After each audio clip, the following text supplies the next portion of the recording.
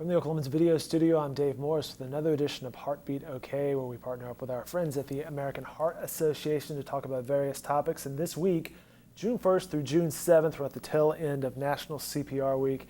Here to tell us more about it, we have Corinna Reed, an RN at OU Medical Center.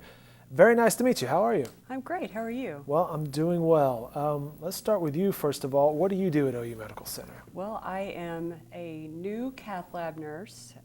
It was a profession that I did several years ago, and then I transitioned to open heart ICU and did that for several years, and I'm back in the cardiac cath lab. How do you decide, hey, I want to do open heart ICU? Because that sounds pretty intense.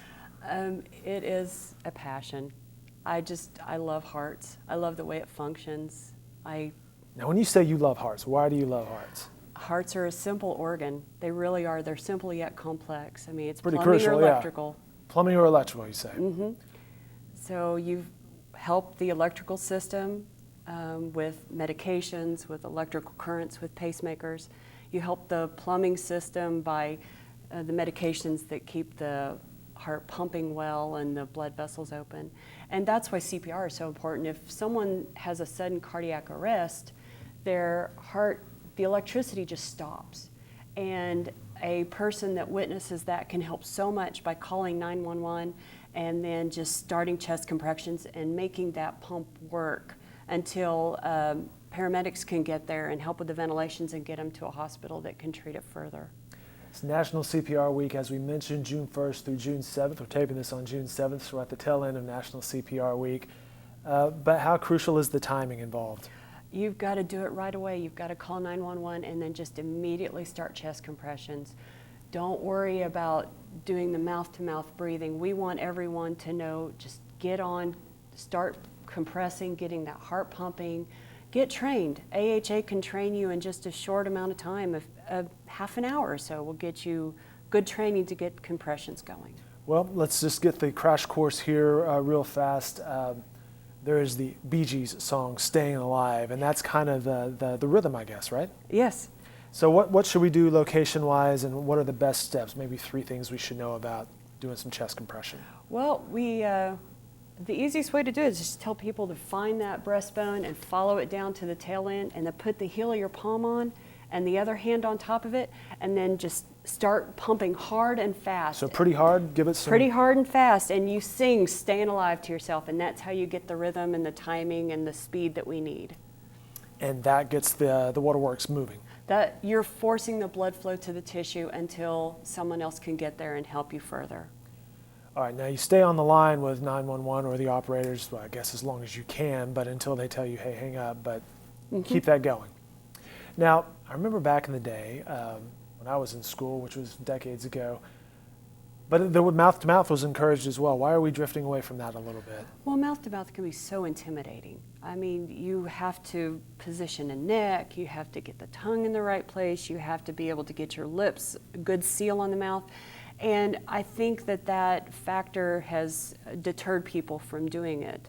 And so with a hands-only CPR, then you can just do chest compressions and feel more free and be less intimidated. That would certainly be less intimidating for me to say, okay, I know I need to make a phone call and then handle the chest compressions. And I hate to say good enough, but that's good enough in the meantime, right? Yes. Yes, and you never know when someone's going to have a sudden cardiac arrest.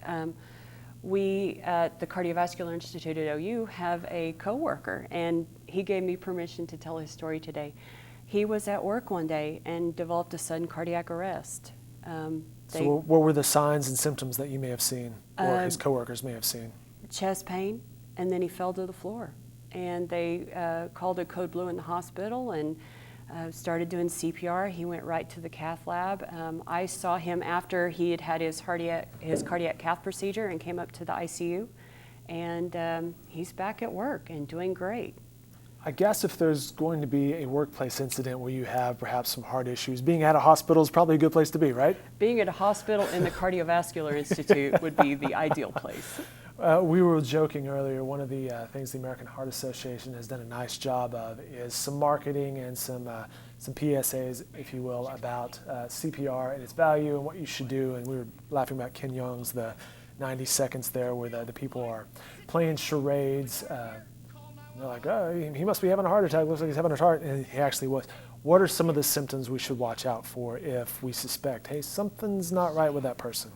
You know, there are different signs between women and men, actually. Men will have a lot of, they'll complain of maybe some indigestion, they'll have left shoulder pain, left chest pain. Women will put it off and think that they've hurt their shoulder doing the dishes or doing the laundry. And if you're starting to have trouble breathing, shoulder pain, jaw pain, more indigestion than usual, make an appointment with your doctor. Get in, get seen. If you are having increased shortness of breath and increased pain, call 911. Let's get you seen. Let's get you seen immediately. No one likes to go to the doctor. You know, no one wants to think, hey, they're sick, there's something wrong with me, but better safe than sorry in this case, right? Yes, always better safe than sorry. You never know when it could be sudden cardiac death. We need to take care of it quickly. She's Corinna Reed over at OU Medical Center. And Corinna, I'll give you the last word. Tell us something about OU Medical Center and particularly the Cardiovascular Institute. What should I need to know about your place?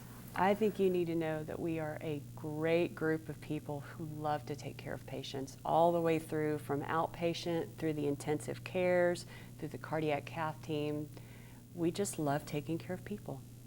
And she loves hearts. She loves I love hearts. hearts. There you go. Corinna Reed, thanks so much for stopping in. We appreciate it. Thank you.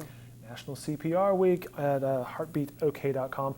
For more information, there's a website. You can go to heart.org/CPR.